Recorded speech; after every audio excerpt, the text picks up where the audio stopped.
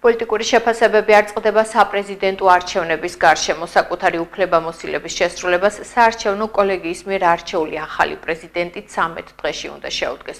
თუმცა ზალომე ზურაბიშვილი ამბობს, რომ პოსტის დატოვებას არ აპირებს. თემაზე ხელისუფლებისა და ოპოზიციის მხრიდან კეთდება მწვავე შეფასებები. სწორედ ამ თემით შემოგვიერთდება ღია ეთერში შოტიკო სადაღაშვილი. ირმა საქართველოს მეორე დღეა ახალ რეალობაში გაიხვიძა და მალე ქვეყანას ახალად არჩეული პრეზიდენტი მართავს. მიხეილ ყაველაშვილის ინაუგურაცია 29 დეკემბერს პრეზიდენტის სასახლეში გაიმართება. ეს კი იმ ფონზე, როდესაც მოქმედი პრეზიდენტი სალომე ზურაბიშვილი სასახლის დატოვებას არ აპირებს და აცხადებს, რომ ის ქვეყნის ერთადერთი ლეგიტიმური პრეზიდენტია. ბუნებრივია ეს თემა განხილვის თემა არაერთხელ იქცაში და ქართლის რეგიონშიც, სადაც ოპოზიციის და ხელისუფლების შეფასებები ერთმანეთის მიმართ არის საკმაოდ მწვავე. ქართული ოცნების ადგილობრივი წარმომადგენელი მანუჩარ ლაფაჩი ამბობს, რომ ზურაბიშვილს პოლიტიკურ სანაგვაზე ხალხი გაუშვებს და ის ვერაზროს წარმოადგენს ქართველი ერის სახელს პრეზიდენტის რანგში. ოპოზიცია კი სააპირისპიროს ამტკიცებს, რომ სწორედ ზურაბიშვილი იქნება ის, ვინც ქვეყნის მართვას გააგრძელებს. არ გამოსვლა პრეზიდენტის სასახლიდან არ ცulis რეალობას.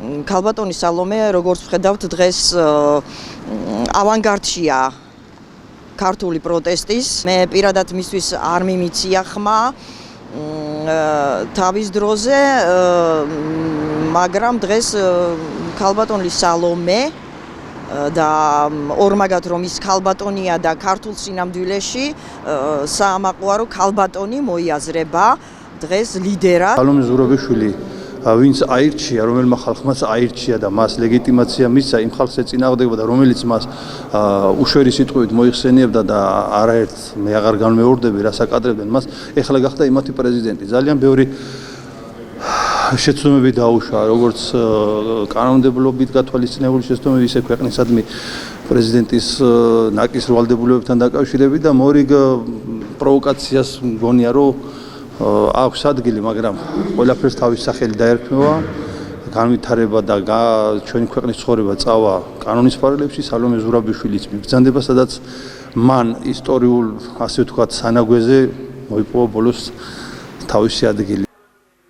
რაც შეეხება ახლად არჩეულ პრეზიდენტს, მანუჩარ ლაფაჩი განმარტავს, რომ მიხეილ ყაველაშვილი არის ერთადერთი ლეგიტიმური პრეზიდენტი, რომელსაც შეუძლია საკუთარი ხალხისა და ქვეყნის სიყვარული. მისი თქმით, სწორედ ყაველაშვილი გააძლიერებს პრეზიდენტის ინსტიტუტს.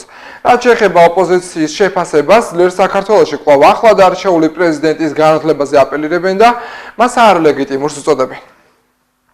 ხელოვნელი პრეზიდენტი, რომელიც თავს იწოდეს პრეზიდენტად, შემთხვევით მიუღებელია. არა მარტო შემთხვევით საზოგადოების არ მიუღებელი, არამედ თუ ის არის არალეგიტიმური ხელისუფლების მიერ შერჩეული და არჩეული პრეზიდენტს, რომელსაც კანდიდატი არ ეყოლება სხვა, ზედმეტი ლაპარაკი. ასეთ პრეზიდენტი იყო ასადი, ასეთ პრეზიდენტი იყო ნაზარბაევი და შემდეგ რა. ფიქრობენ, რომ ეს მარათონი მათთვის არის მოგონილი, მაგრამ არ არის მათთვის მოგონილი. ქართული ხალხმა იცის, ვინ უნდა არჩიოს, ვინ შეარჩიოს პრეზიდენტად.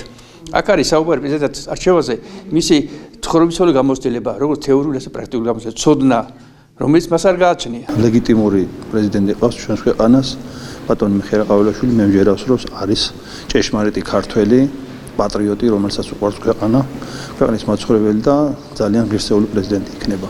მომდევნო 5 წლის განმავლობაში ის პრეზიდენტის ინსტიტუტს რასაც გააკეთილშობილებს და გააძლიერებს, ამას ყველა ქართველი, ყველა საქართველოში მაცხოვრებელი ადამიანი დაინახავს, თუ როგორი გაწონასწორებული წესიერი საქართველოს მოსიყვარული და პატრიოტი პრეზიდენტი აირჩია სამასკაცელმა კოლეგიამ. მიხეილ ყაველაშვილი საქართველოს პრეზიდენტად 14 დეკემბერს საარჩევნო კოლეგიის დახმარებით აირჩიეს. მას მხარი 224 ხმოსანმა დაუჭირა. არჩევნებში მონაწილეობას პარლამენტის უმრავლესობის დეპუტატები, აფხაზეთის ავტონომიური რესპუბლიკის მთავრობის 20 და აჭარის მთავრობის 21 წევრი, ასევე კოლეგიაში შემავალი თვითმმართველობების 109 წარმომადგენელი იღებდა. მათ შორის არჩევნებში მონაწილეობა შიდა ქართლის მუნიციპალიტეტების საკრებულოების თავმჯდომარეებმა და გორის მუნიციპალიტეტის საკრებულოში ქართული ოცნების ფრაქციის თავმჯდომარე კობა ბერიანიძე მიიღეს.